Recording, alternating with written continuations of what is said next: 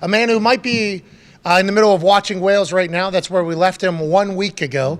He's a 4-time NFL MVP, and his future is certainly being chatted about everywhere. This morning I woke up, and he was getting traded. We have no idea if he wants to play football again. Ladies and gentlemen, the host of Aaron Rodgers Tuesday, Aaron Rodgers. Yeah. How are you, pal? Howdy, boys. I'm sad to report no whales since we last talked. What? Where are they? What happened? They left? I don't know. I don't know if they've come all the way down from Alaska yet, but I haven't seen them yet. So just for the last week, you've had binoculars out on a dry ocean, no whales having sex out there? What have you been up to, man? Just chilling?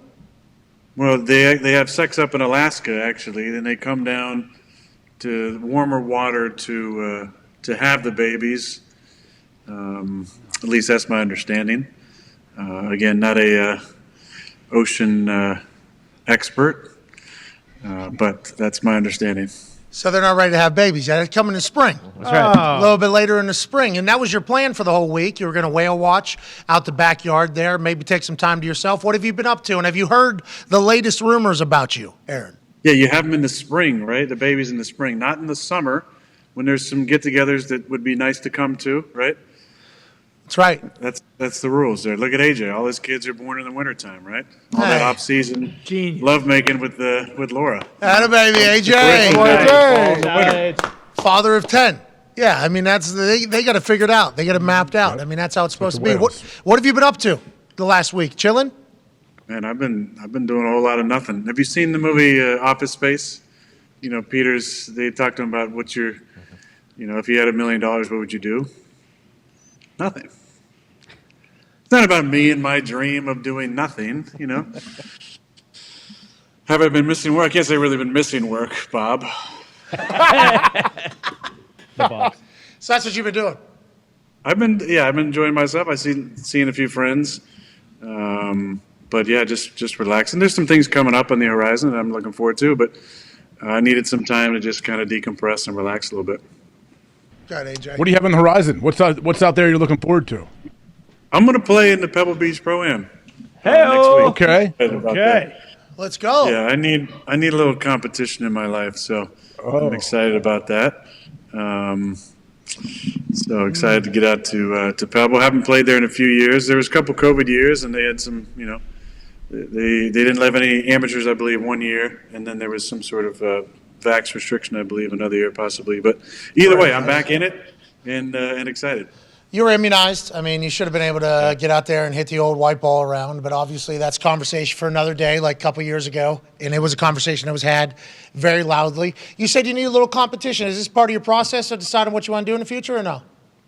Well, listen, we've had, other than last year, we lost in the divisional round, but we had a couple runs to the NFC Championship, so you're still playing this time. It's fun. Like the Eagles and the Niners and Bengals and the Chiefs. There's only 4 teams still playing. All 28 are, out whale watching. So you're still in the building, still playing, and still excited about what's in front of you. When you're on the other side of that and you're not doing that, I think you miss that competition and anything that can fill that void. If you got a big competition hole in your body, it's nice to try and do that. For me, I love playing golf, and I usually play. I played in Tahoe the last 18 years and loved that event. It's a phenomenal event. Got invited to play in the event in Florida that Marty Fish, shout out Marty, just ran away from the field down at in the course in Florida. I haven't played in that, and maybe when I'm done playing, I might play in that. But I do enjoy the Pebble Beach Pro-Am. Used to be the week after Super Bowl, so it was pretty easy. Unless you're really, really tired from the season to go play. But they had to move it up because of the scheduling, and missed a couple years, but excited to be back out there. There's a lot of great fans from NorCal, and it's fun to watch the pros. They're incredible, and stay out of the way and hopefully hit a couple good shots. Well, you stopped by Nance. Isn't Nance have a house on, is that his house that's right on? No. Is that? He's got a couple, I think. He's got a couple, I think. Yeah, him and Romo, they're only growing with every single coming week there. I hope you do well in the Pebble Beach Pro-Am. We asked you, I don't know if it was season 1 or season 2 of Aaron Rodgers Tuesday, and we run it as a commercial. Why do you love football? And you just talked about basically your competition trait needs to be scratched. Like you enjoy competing, you enjoy giving your all, and knowing that your all might not be good enough. It's a video that we run. It's a beautiful like, I think, depiction of how you feel about football and sport. And there you just said you want to play in Pebble Beach because you need the competition a little bit. There's a rumor coming out about you this morning, and I don't know if you know this or not because it sounds like you've been doing nothing in your own world out there and you've been waiting on the whales to come give birth. But pretty much everybody in sports media has you being traded this upcoming year. So they're just assuming that you're going to want to come back and play football. Now, a lot of our conversation last week was thrown away. Strictly, nobody listened to it. They did hear the clip, though, where you said you still think you could play at an MVP level. When I asked you, physically, do you think you could still play? And that came shortly after you said, if you're not playing to win it all, why are you playing at all? So have you already come to the decision that you're playing football again next year? Is that already something that's taken place? Because the decision has been made that you're getting traded by sports media as of this morning. And I feel like there's another decision that has to be made before any of that can take place. Where are you in that stance, and are you in the middle of that process still? Usually you would think they would wait until maybe the off week between the championship weeks and the Super Bowl to drum up some storylines, because there is, 2 great games this Sunday and obviously 4 really deserving teams to be playing. I have, some people that love to track that stuff, so I've been made aware of it. Go ahead. You just pointed, AJ. No, he's got the next question. Yeah, he's got the next question. I'll finish this. Yeah. But listen. There's heroes and villains in sports and entertainment, and I think because of my stance on COVID and maybe some other things, I've been cast as the villain, especially the last few years. And so that is the way that, a lot of things I said are often interpreted. I'm not upset about that. I don't feel like a victim in any way. I don't have that mentality.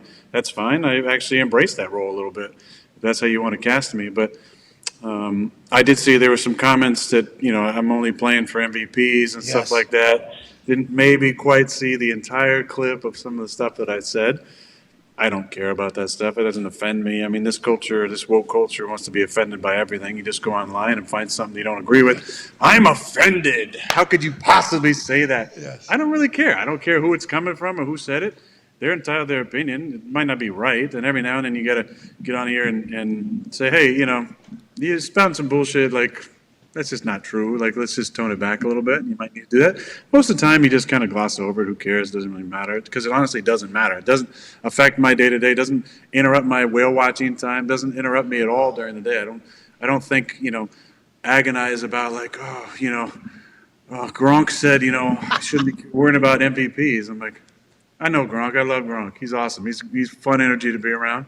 Like, but what do they do? If you take the right sound bite from the right thing, and it's a station that may or may not have in the past been brought to you by Pfizer, then they got to make sure that their villain, gets cast in the correct light.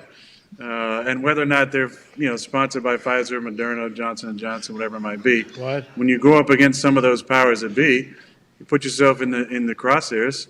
They're going to paint you in a certain way. And that's what the media did to me a couple of years ago. That's fine. That's their prerogative. That's what they wanted to do. But I think I responded, pretty good in those times. And I'm glad I went through that. And anything that comes after that, small potatoes, bro. Okay, so obviously, I'm happy you cleared the air on that whole thing. We agree. You said a lot about wanting to win, and physically, you were able to still play at an MVP level, you thought. And that was the question that I posed. So also, we are in the blame Also, game. let me say, Patty, let me say this. I don't mean to cut you off because I love you and you're so good at this. But I was reminded when you said that of just one thing. Everybody wants to win MVP. Everybody who plays the game wants to be MVP. Like, yeah, you want to win a championship, 100%. Like, you want to go down in history on a championship football team. But everybody wants to win MVP too, any sport. You want to be recognized as the best of the best. Anyone who says they don't is lying or non-competitive, and either one of those I don't want to be a part of. So everybody who plays wants to be the best, wants to be recognized. And then if you don't win it, you always say the right thing. Oh, it's more important to win championships, But of course, everybody wants to win it.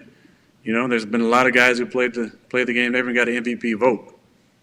Like, and You can rest on the championships you won, but you still want to be recognized as the best. Aaron, I'd like to let you know, though, there's only like 10 of you guys every single year that have an actual chance to win that thing. So I think what you're saying is if you're in the conversation to potentially win an MVP or an award, you would like to win that award. Because I want to let you know, I played a good 8 years in that league, NFL. I mean, there was 1 year I thought maybe I had an MVP for chance. Sure. No shot. No shot of me winning. AJ, you had a couple opportunities there. You were racking up. But what you're saying is the people that are in that conversation, it's a real thing. Because it's a quarterback award. It's more of a quarterback award. Obviously, Barry Sanders, shared it with Favre in '98, and AP won it in 2012. But it's few and far between. It's mostly the best quarterback who's had the best year. I totally understand it. That to be said, there's also other awards. Pro Bowl has kind of become more of a joke in more recent years because you have third and fourth alternates going to the Pro Bowl multiple years, and that kind of hasn't, that kind of takes some shine off. But All Pro for sure. All Pro is definitely, especially for linemen, for yourself, for punters, for receivers. It seems like All Pro usually gets it right, who the best of the best is for the most part. Well, obviously they don't matter. And when you act like they matter, people get mad at you for acting like they matter. But then whenever they're voting on Hall of Fame or legacies or how you remembered, all those things are brought up literally, bam. Like, oh, you mean this guy not good? He won this many All-Pros, this many MVP. I was like, well, I thought those titles didn't matter. Well, they do matter whenever you're remembered for the rest of it. It's a fascinating thing. And you answered that in a much different part of the conversation than about that whole thing. Now back to the rest of that whole part of that whole thing.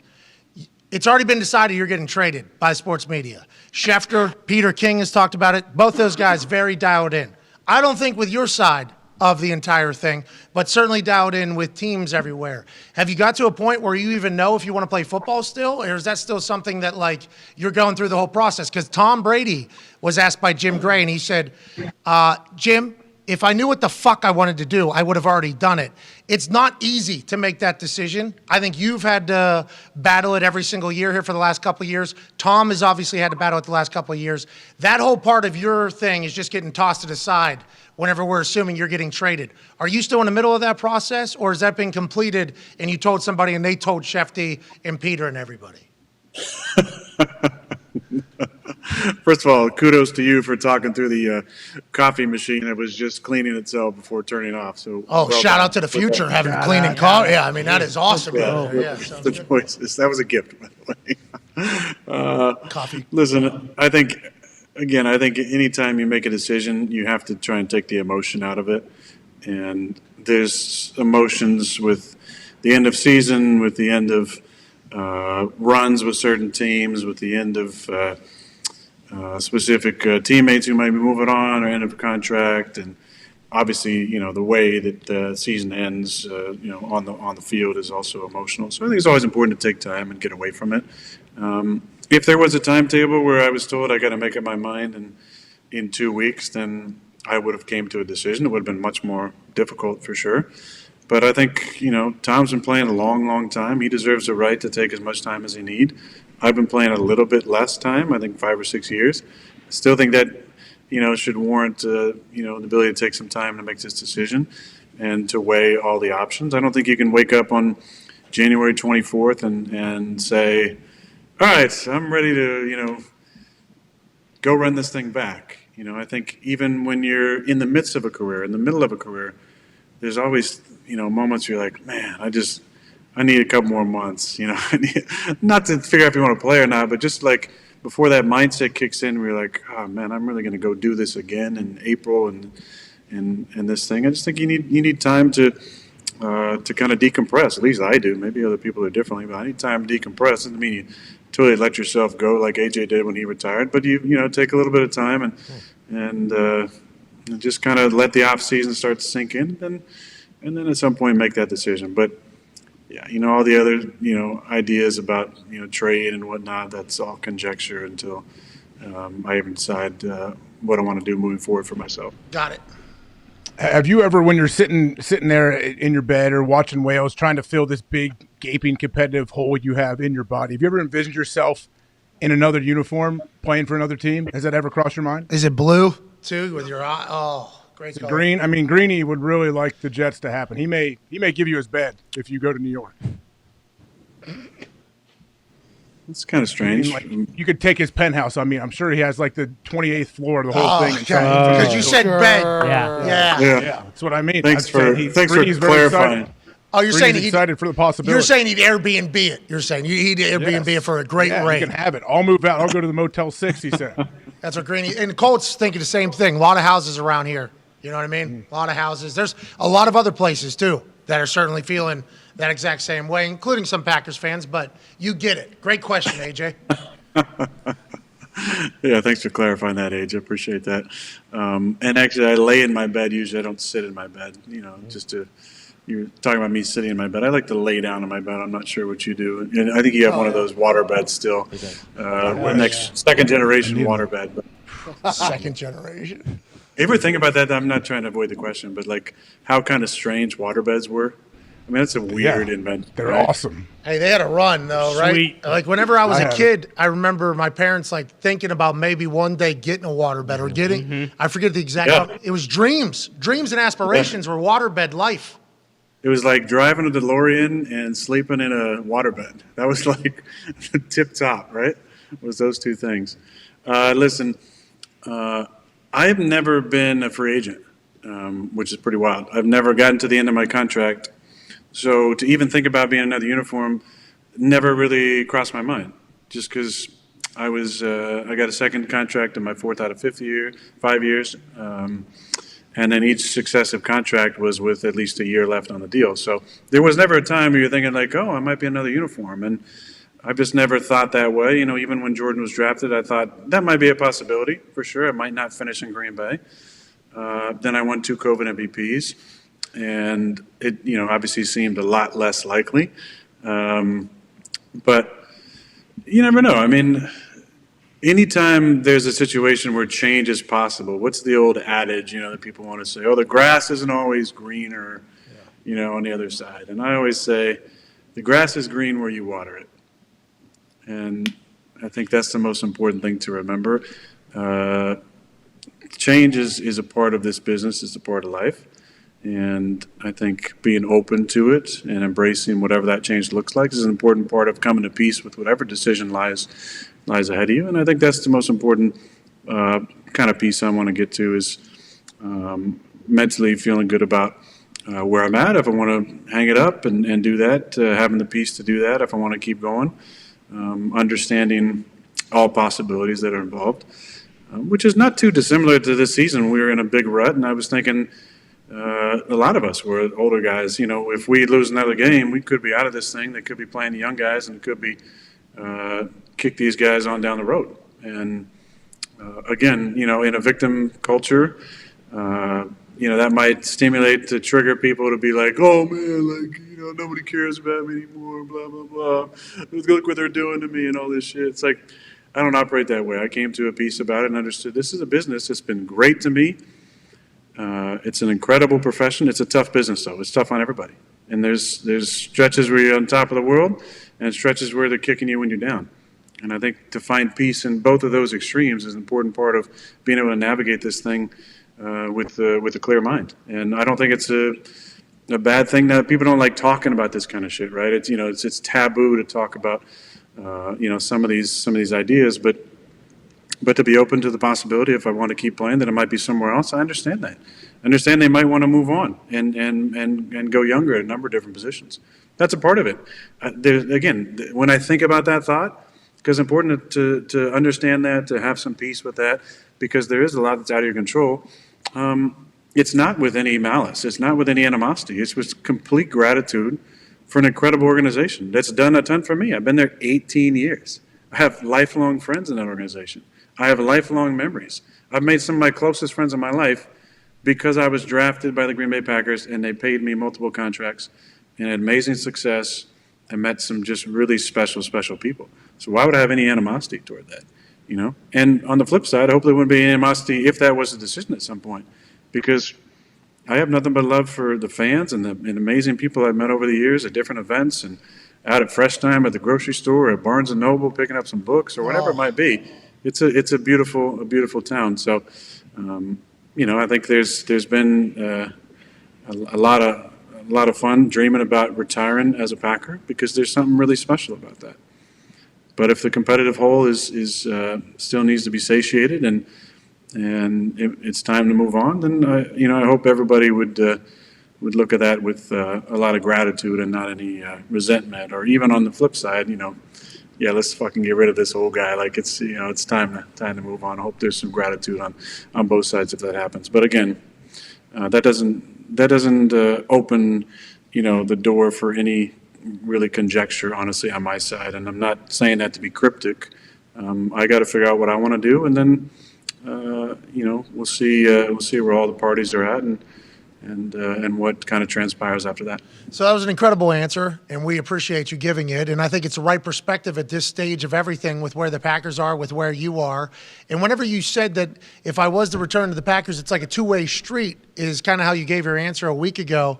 And everybody was like, oh, here we go again. This is like the third year in a row where you're talking about if the Packers would like this, if the Packers would like this. And there's a lot of people that are just like, the Packers definitely would want Aaron Rodgers to be their quarterback if Aaron Rodgers is going to play football again. But you saying that to us about it being a two-way street, me, as a dumbass for sure, but who has listened to you talk a lot, you say things because something happened. It's not like you're just making shit up. Was there something said like, hey, the Packers said we need to take some time to figure out what we want to do too, so while you're figuring out what you want to do, we're going to figure out what we want to do as well? And is that what led you to believe like, oh, they might be on the verge of moving on? And with Jordan, with where he is, and I'm sure you're very fucking happy for Jordan Love as well, man, you've shared a quarterback room with here since he came into the league. Did that happen in the convo with Gutekunst, or is it just you feeling out the lay of the land? I wouldn't say that happened in the conversation. No, I don't think that'd be a proper representation of it. I think it's more just living in the reality of what is. And what is they drafted my replacement. And if I didn't win 2 COVID MVPs, this conversation probably would have happened earlier. But in a year where I'm not going to win MVP, it allows for all the different conjecture. Is Jordan ready? Is it time to move on? The Packers have had this interesting view on personnel from conjecture from outside the building that it's better to move on a year before a guy is done than a year after. And is that the mindset for them deep down? Now, as an organization, they're obviously not going to say any of that. Why would you? There's not a whole lot to be won. And often, unfortunately, in times, as was mentioned by Mark Murphy last year, in a situation where there doesn't need to be sides, there can be sides that are drawn. Like, there's not sides here. It's not me against the Packers.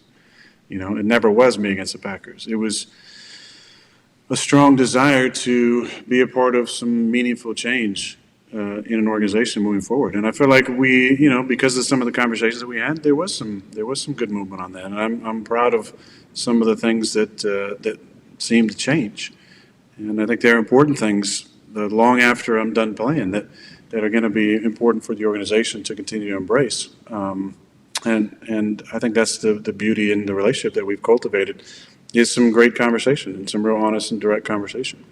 That being said, I'm open to all honest and direct conversation. And if they felt like it was in the best interest of the team to move forward, so be it. That wouldn't offend me. That wouldn't make me feel like a victim. I wouldn't have any animosity towards the team. I love the team. I love the organization. I love the city. I love the region. I'm a minority owner in the Bucks. Like, I'm going to be a part of the region long after I'm done playing. Like, I have a lot of love for what's going on in Green Bay, and I'd love to finish there. I would, and I might have finished there. Who knows? When I talk about my future, I don't talk in any cryptic terms. I'm pretty direct about how I feel, and I am taking time with my decision, and I am, not, egomaniacal in a sense to think that, I should be able to play wherever I want as long as I want. There's two sides to this. There's. No, I heard you were an egomaniac. Yeah, big time. I heard you were an egomaniac. That's what I thought that I was told. Shout out Gumpy. I was told you were an egomaniac. So it's more you like getting a read and a grasp of the reality of the situation that the Packers are in, that you're in, with Jordan, with everything. That's kind of why you feel the way you feel, let alone if you want to play football still. That whole thing. That's number one, is if I want to play, 100%. And if I want to go through the grind again. And then number two is, that's why I said it was mutual with both sides. It's what does the team look like with me? What are the proposed, direction of different players that they're thinking about bringing in? How do I fit in that? And what are the prospects moving forward? I think that's a part of it, because you want to win a championship, right? You want to be a part of a team that can win a championship. And every team is going to say in the beginning of the season, we can win it. But we know every single year there's about, a handful of teams that have a legit chance. And the 4 left are all 4 that I would have said before the season, these 4 got a chance to win it. Now, I would have put us and some other teams in there too, which didn't come to fruition. But you want to win, and every team is going to say they want to win. But it's it's the type of team you're putting together, and I don't need all my guys to be there for that. I'm not standing on the table for these 7 guys need to be a part of that. If to come back, it's just the kind of the feel of the team and the what's tone, missing. And the tone in which the roster is being built. Like, what is the tone of this roster? Are we trying to go right now, or is this like let's take another like kind of a build year almost, not a rebuild, but a build almost, like that type of thing, right? Yeah, is it a reload or is it a rebuild?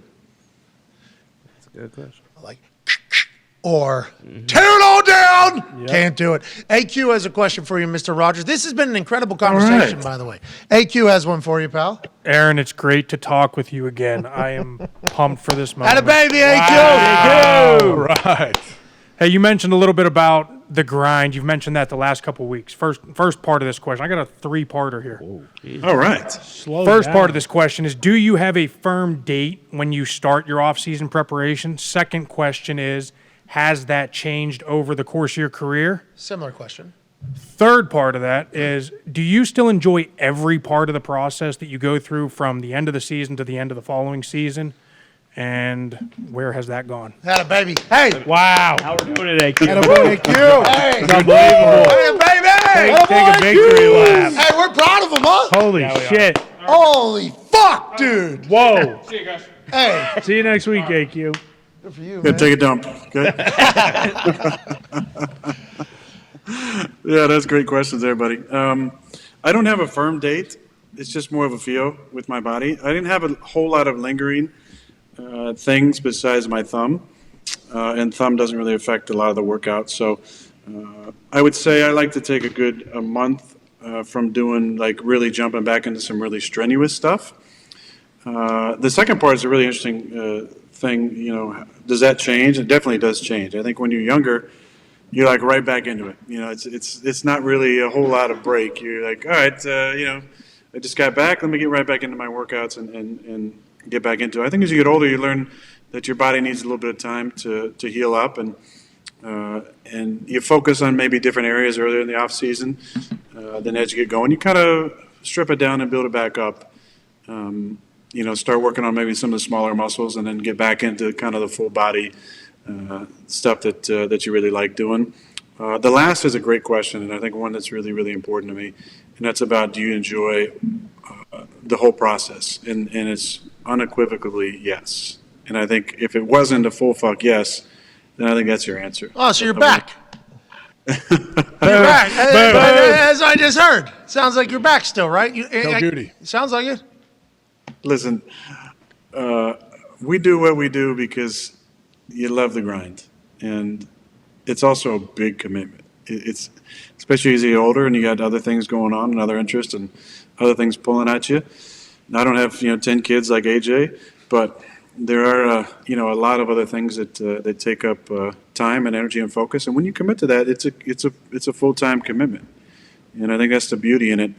I want to say a little something about process versus performance, which has always been really important to me. Here we go. And I think it's one of the most important things that for leaders of businesses, organizations, and even for competitive individuals, is you have to be process-driven, not performance-driven. And I think in our business and in life often we focus on some of the wrong things. Where your perspective goes, your reality follows. And the way you view the world, the lens you view it from, will become your reality. And if it's a performance-based, rose-colored glasses, or even, whatever the opposite of that is, if you're just looking at wins and losses and performance, you're going to actually ride a roller coaster of things always need to be tweaked.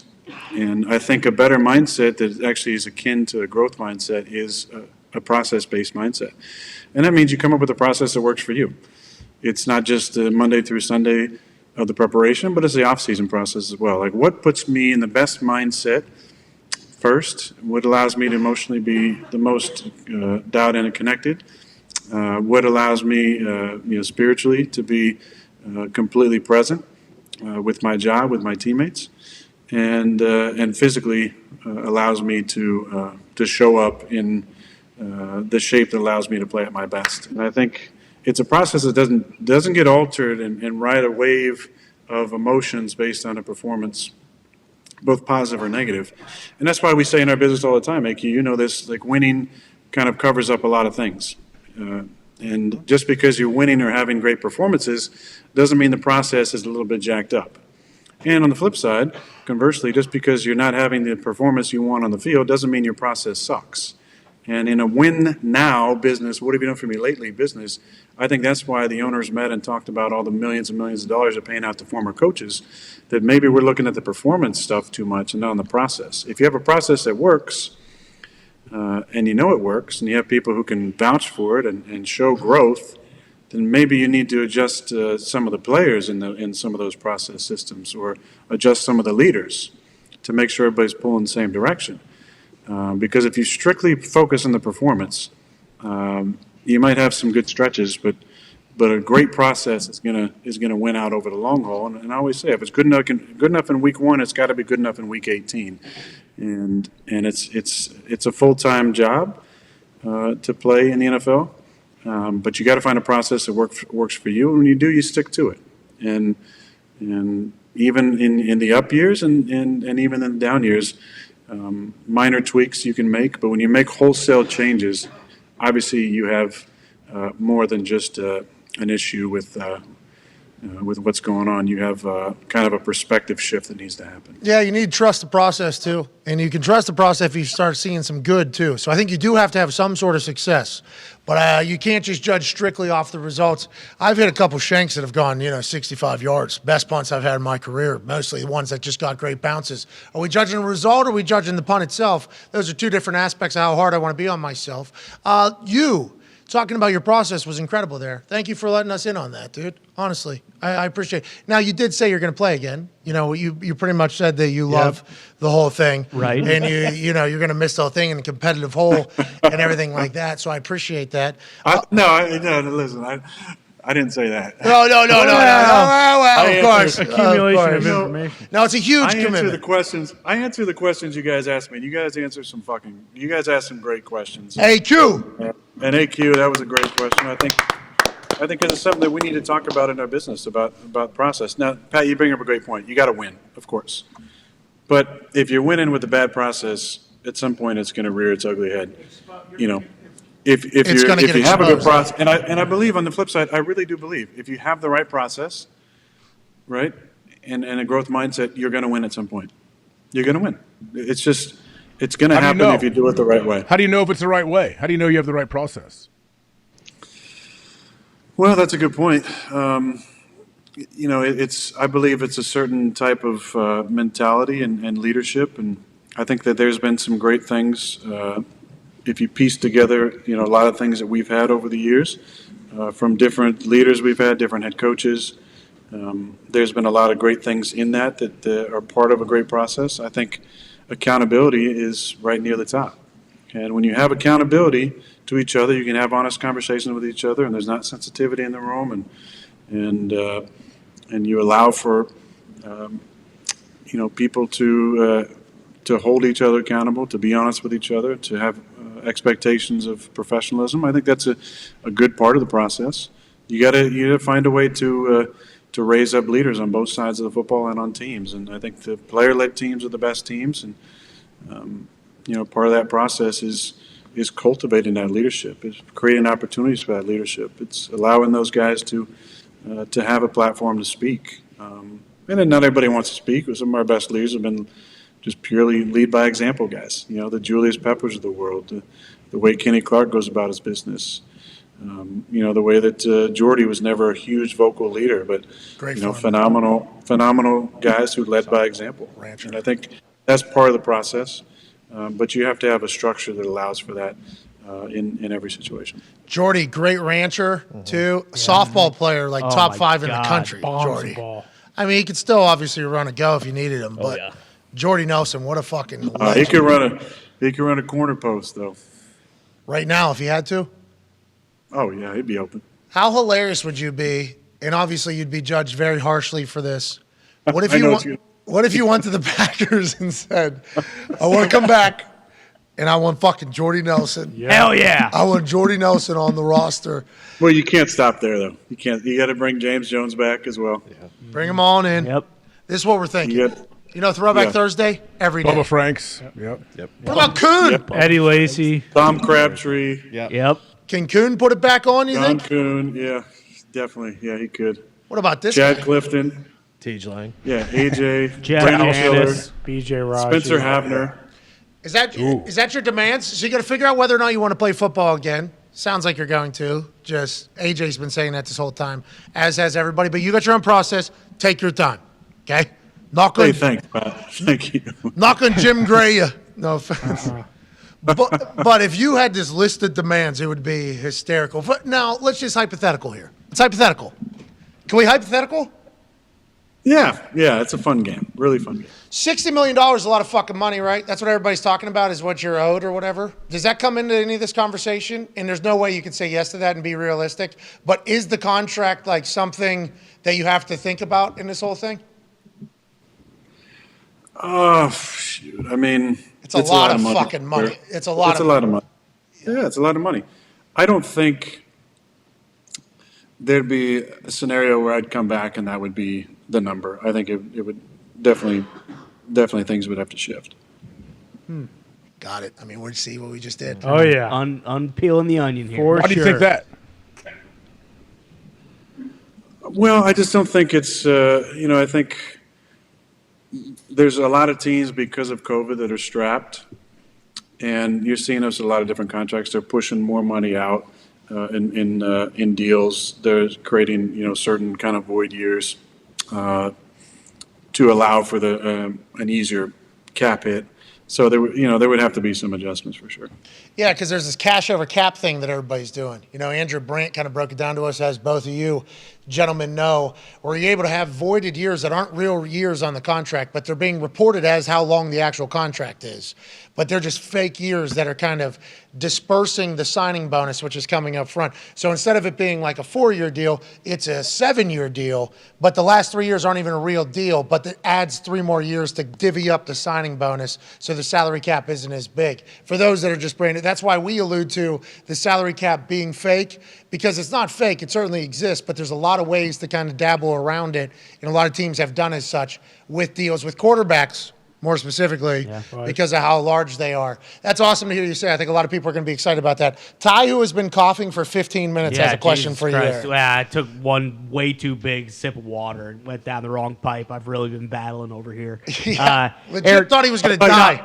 So did I. I thought you were trying to get into your little host, maybe. Well, Jesus Christ. I mean, I damn near did cough to death for the last 15 minutes. It fucking sucked. I still can't breathe, really. But, no, seriously, though, Aaron, my opinion doesn't matter. But, obviously, you're too good to retire. I mean, it's just as simple as that. That's really all there is to say. And I don't care what anyone else says. Like, it really would be heartbreaking if you don't finish your career with the Packers. But at the same time, like, I still want to watch you play. So if you don't end up playing for the Packers, it is what it is.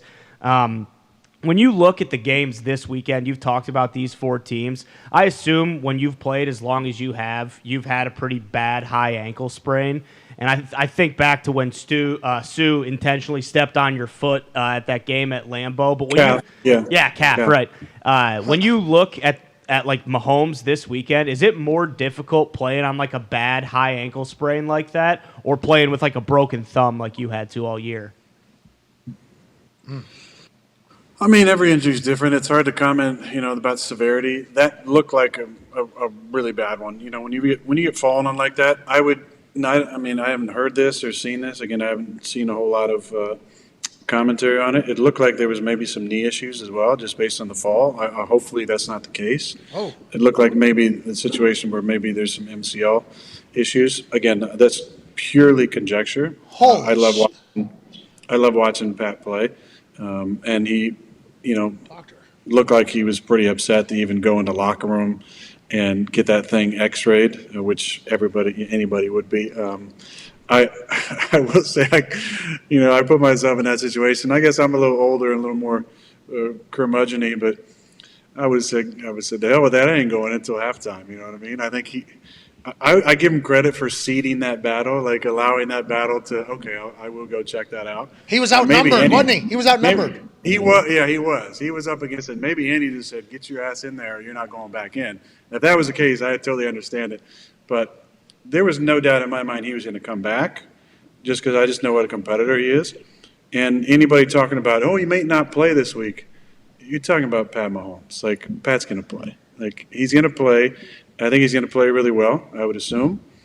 I haven't had thankfully, a bad high ankle sprain since college. I had a bad one against USC that lingered for a while. But yeah,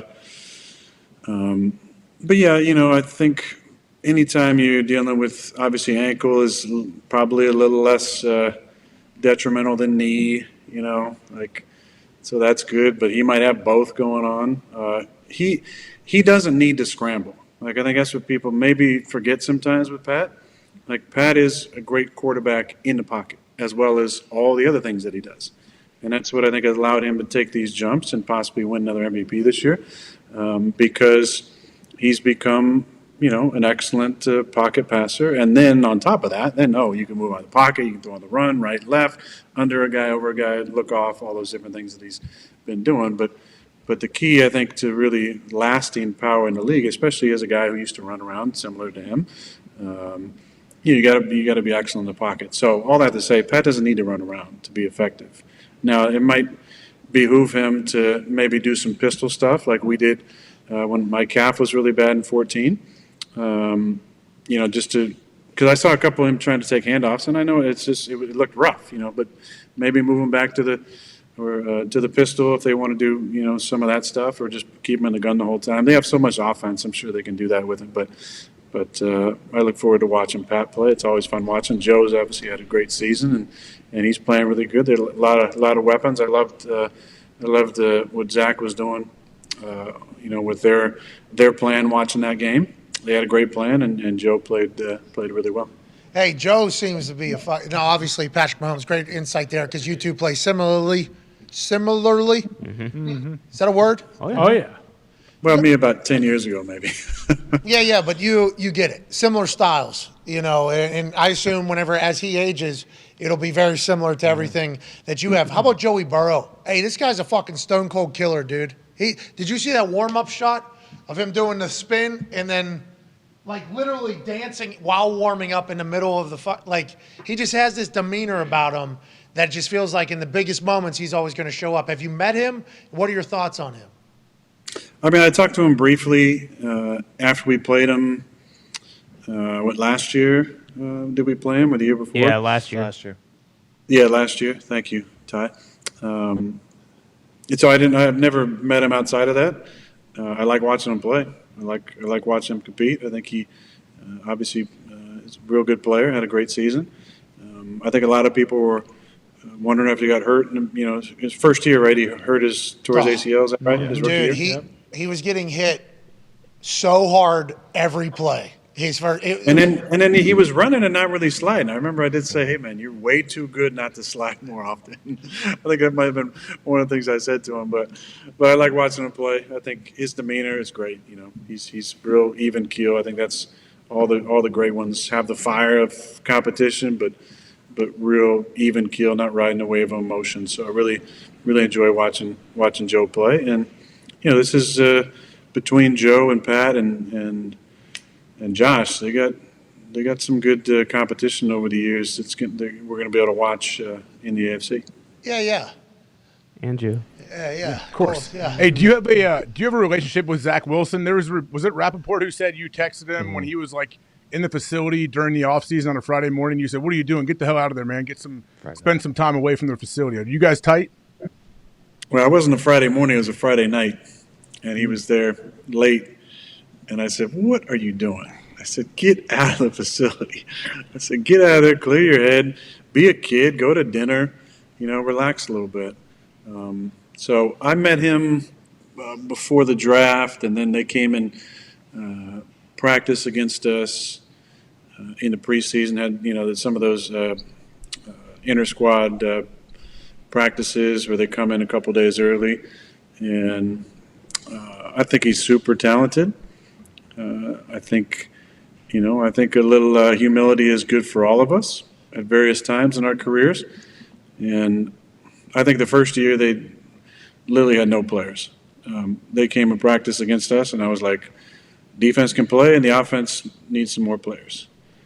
I think you said that to us, actually. Yeah. Yeah, a couple years, probably. That's what you said, couple years. And then they added, they added a young receiver, right, from Ohio State, is it? Garrett Wilson. Garrett, he's a stud. And got a tight end from the Bengals, I believe. Uzama. And the young Brees kid. Hall. Brees Hall is getting healthy again. They picked a running back, right, who was pretty damn good last year. Him. Awesome. So it's just, for him, it's just going to be, humility, lean into that, and then just consistently, working on the fundamentals. I think he's so talented, but the best in the business can make all the plays outside the pocket, can move around, but fundamentally inside the pocket, like especially the two guys on the FC side, you got guys who can really play in the pocket and then also extend and make plays outside the pocket. But inside the pocket, that's where you beat teams. Outside the pocket is where you kind of embarrass teams in maybe Pat's department. And also, Joe had some big first down runs he had and extended plays, the touchdown to Chase. Looked like a total blown coverage on the play, but he, looked right, stepped up, moved to the left, threw a nice little ball over the top, and that's what you got to do. But you got to first win inside the pocket. So I hope that whoever they decide to go with at coordinator can come in and work with him and kind of break down a lot of the fundamentals for him and get him playing on time, because I think he's talented enough to have a long career in the league. Hell yeah. A lot of moxie. Oh, yeah. A lot of moxie, which is a great word. You also have a lot of moxie and seemingly a lot of time for us every single Tuesday. We can't thank you enough for joining us, dude. What do you got the rest of the day? You going to wait on those whales still, or maybe golf, get ready for Pebble Beach? What do we got going on? I need to play some golf. I haven't touched the club since August, so I probably should play a couple rounds, although I'm usually better when I don't play. But I got some whale watching to do. I got some adulting to do, some emails and texts to respond to. Oh. And then who knows? The day is wide open. That's why, I'd rather be playing right now for sure. But if I'm not, I get to spend an hour with you guys. That's a hell of a day right Hell there. yeah. Hey, you going to watch the games this weekend, obviously, from there? I am definitely. I'm a fan. I'm a football fan. And I love watching good quarterback play and a couple. I enjoy Jalen a lot. I think he's a really great kid. I'm happy for him. He's playing, and we talked last week about Purdy. I mean, pretty incredible story. Two great defenses. You mentioned to see. Obviously, you'd think the advantage goes to Philly playing at home, but you never know. 49ers are so dynamic on defense, and obviously incredible weapons. That'll be a fun one. Really looking forward to the rematch from last year's AFC Championship, though, with those two squads. Extremely well coached. Cincinnati, had a little red ass with all the tickets being sold to the neutral site last week that I'm sure they kind of channeled in some extra motivation. And obviously Joey's playing great and can never count Pat out. So it should be a great weekend. Like you said, millions and millions and millions of people watching. We're the best sport on the planet, and I'll be one of those people watching. Hey, that's the next generation, right, of quarterbacks? That's what they're saying. You agree with that? What, those three guys? You ready to hand over the title? That's what they're saying. This is the next generation of the entire NFL, is what everybody's saying. This is kind of a showcase of it this year, because I think this is the first time, I forget, you or Tom, I forget how many years. A lot of years. 2009, I believe. First time in a long time where it hasn't had, you or Tom in it, basically, still happening. And now Obviously, a lot of success out of both those programs into the playoffs, late into the playoffs when all eyes are on the NFL. But now it's kind of the younger guys getting a chance to shine here these last couple of weeks. It's an interesting time here.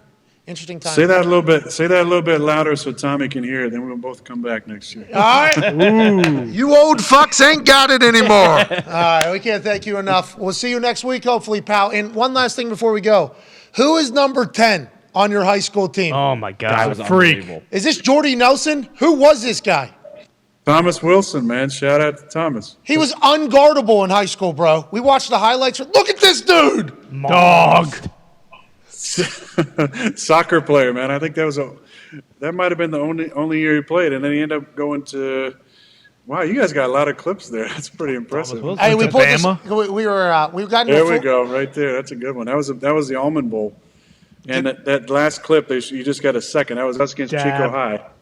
The night before, we were supposed to play. Now this is that's I don't know who that's against. What Paradise maybe? That's that guy. Tommy That's Wilson. Tommy, dude. This dude's unbelievable. He changed his name to go to the league. Is that Julian Edelman? I mean, who Yeah. the fuck is Tom 10? Wilson, the hockey player? Anyways, what were you going to say about the Almond Bowl? Something happened. Well, the night before, we were supposed to play at Chico State, right? It's a big rivalry game that we have. And look at Thomas, just Tommy Wilson taking- again. Yeah. Bro, he's Celebrate. unguardable. He only played 1 year of football, this dude. High-stepping. Couldn't stop him, man. Best that never was. Almond Where are Bowl. you getting these tapes from? This is incredible. So man. we Oh, ran there's- this. We Googled it. I think There's Zito- David Jackson. David Jackson with a touchdown there. Who else we got? Oh, that was a bad throw. There's David again, another touchdown. Hey, he There's came Peter in late. Grapp, He came in late in the Casey season. Helmick, Rangel Branson. Yep. Oh, there we go. We got Derek Lawrence. Shout out DL with a touchdown. Hell yeah, DL. Here's we got the Almond Bowl. going There on. he is. Freak of nature. Thea. We were wondering if you had always been accurate. So Zito Googled some Aaron Rodgers high school footage, and this Hey, here came we up. go. This is the All-Star game right here that we played in. Really big. Yep, there's me right there. Really big All-Star game. A lot of fans. That's an all-star game? Great throw. That guy Look at the didn't care. jersey. How big are those jerseys? 23'd been there before, bro. Oh, here we go. Here's a touchdown catch for me. My only touchdown in my career catching. Oh, smooth. Imagine you didn't put the ball up. Probably didn't score. No chance. Here's a long touchdown pass. Oh. Okay. That was Sean Bonifant right there. He played in the NFL. That was Here's a Bodiford. throw to Garrett Cross. He also played in the NFL. He's from Chico High. Damn. Jeez. Butte, Montana. Place a pipeline up here. Not Montana, bro. Not Montana. Oh, classic. Hey, Butte, Montana. And that wasn't me right there. There's me right there. Oh, last somebody clip, snuck not in. me. Look at you. It's stolen valor from another guy's touchdown. Wow. Is that you? Who's that? Who's won? That's Mark Onabokin. Of course. Onabokin's a freak. Oh, dude. CFL Hall of Famer. We're just watching the highlights. We did this last week. Yeah. Bro. There's some big I love ones. it. This was our rival here. I threw 6 touchdowns this game. Is that good? Oh. I don't know. You tell me. 6. That's Bobby Bernal right there. He went to Idaho and played. Caught like 90 balls when he was there. Great Boy, band. Bob. All right. Well, we appreciate you running through that. I'm sure the boys appreciate Hey, it. thanks for that trip down memory lane. It was awesome, man. I appreciate that. Hell yeah. And you have always been accurate. That's what we landed upon, and I feel like we just witnessed So it he's again. back next year. Yeah, so hey, remember those days too. Whenever you're going through your entire whale watching process on whether or not you want to play again next year, the world thanks you. We appreciate the hell out of you. Enjoy your week. See you next week, huh? See you next week. Let's go! Aaron Rodgers, ladies and gentlemen.